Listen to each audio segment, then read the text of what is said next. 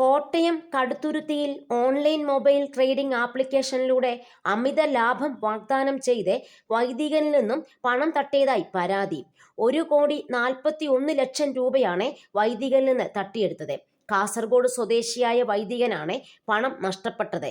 വലിയ ലാഭം വാഗ്ദാനം ചെയ്താണ് സംഘം വൈദികനുമായി ഇടപാട് സ്ഥാപിച്ചത്. ആദ്യം 50 ലക്ഷവും പിന്നീട് 17 ലക്ഷവും ഇടപാടുകാർക്ക് നൽകി. വാഗ്ദാനം ചെയ്ത രീതിയിൽ പണം തിരികെ നൽകിയതോടെ പലരിൽ നിന്നായി 1.41 കോടി രൂപ സ്വരൂപിച്ച് വൈദികൻ വീണ്ടും നിക്ഷേപിച്ചു. എന്നാൽ പിന്നീട് വൈദികനെ സംഘത്തെ ബന്ധപ്പെടാൻ സാധിച്ചില്ല. ഇതോടെയാണ് പരാതി നൽകിയത്. കടുത്തുരുത്തി പോലീസിനാണ് വൈദികൻ പരാതി നൽകിയത്. എല്ലാവരും വളരെ ശ്രദ്ധയോടെ ജാഗരൂകത പാലിക്കണം. നമ്മൾ ആരും ഒരു ഓൺലൈൻ തട്ടിപ്പിലും വീഴാതിരിക്കുക. പൈസ പോയി കഴിഞ്ഞാൽ തിരിച്ചു കിട്ടുമല്ലോ നമുക്ക് പോലും അറിയത്തില്ല.